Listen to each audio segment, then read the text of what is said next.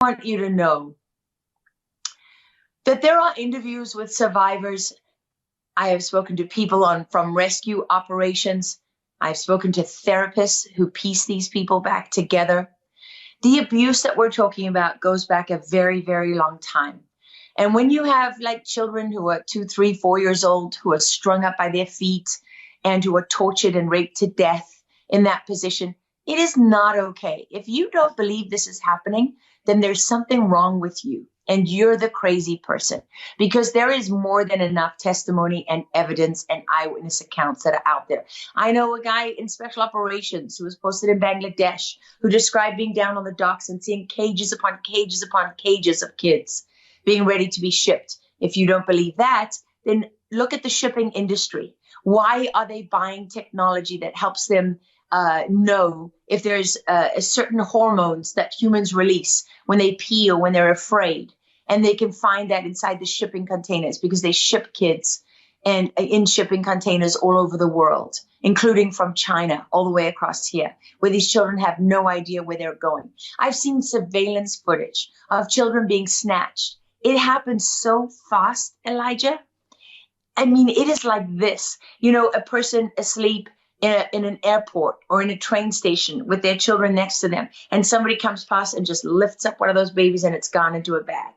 A kid on a bicycle stops on a street to talk to a bunch of people, car pulls up, kid is in the car, gone. I mean, this is actual real surveillance footage that I have seen that will be part of my series that will make every mother and father just terrified. I worked for years when I was in the British media on stories where grandparents are walking with a child and a guy pulls up in a van, the kid is gone before the grandparents can even catch up and get to the road. And there's manhunts all summer long in the UK looking for these kids. And I can tell you about cases on the dark web. They have something called hurtcore.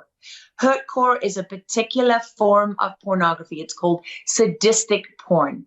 And this is where they pay to see children suffer, tortured to death while they're being raped for their sexual pleasure. It's one of the fastest growing genres of pornography on the dark web.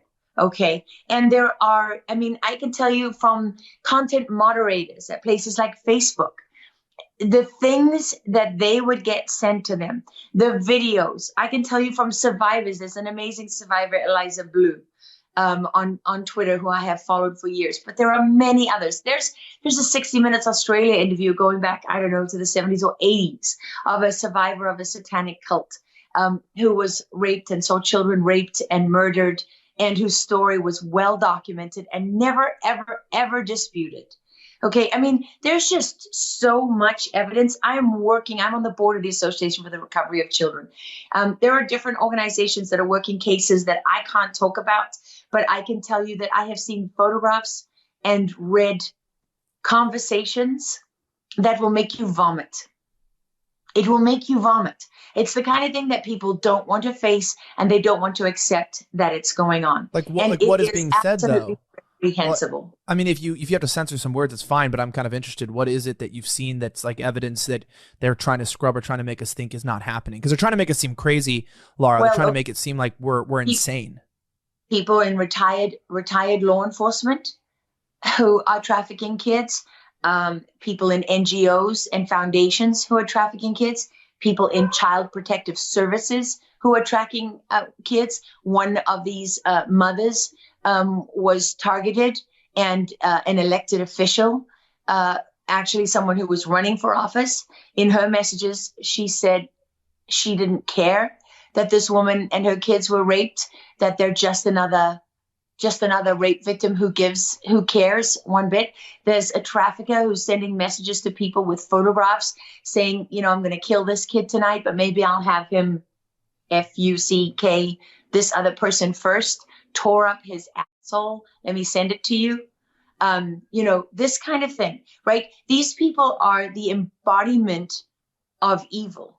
They are the embodiment of evil. I have seen pictures of children with lacerations and bruises. So swollen that their faces are unrecognizable. I have seen rape videos that are so violent. Let me tell you, Elijah, one of the hours of my series is going to be about human farming. We talk about trafficking, not enough, but we talk about it.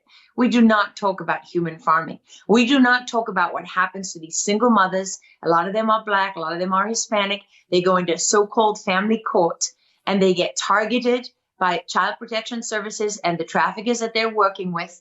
And their children get taken from them. Their lives get destroyed. And guess what? The traffickers target them too. They rape the mothers as well. And why? Because they want them to give birth, because their births are never recorded and their deaths are never recorded. And this is what I'm investigating at the moment. I'm also investigating places that do organ transplants, where babies are, according to the sources that I have, and I'm still confirming this. This is not confirmed. Okay. But what I am investigating now, because I have enough that makes an investigation worth my time, is I am investigating places that are they're giving birth to babies and they're doing postpartum abortions, but they're taking the organs of these kids first, of these babies, because they need them when they're alive. If you look at organ transplants and organ donors, you have to be alive when you get those organs because something changes after death. And those organs are no longer viable for a living transplant. Okay, so I'm just going to say to anybody out there who says that I'm crazy, you need to do yourself a favor. The FBI has had and published over the years, I don't know if it's still on their website, but I've seen actual FBI documents. They were leaked by WikiLeaks. People can find them, right? That actually lay out the terms for pedophilia. Cheese pizza is one of them.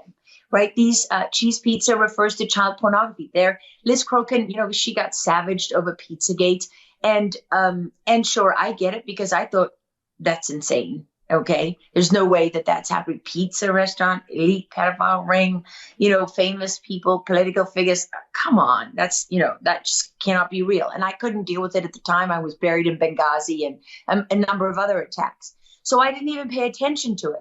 But then, I was doing another story years and years and years later where a hacker told me about these signs of pedophilia and these terms that pedophiles use. And he was the white hat hacker that brought down Backpage for trafficking kids.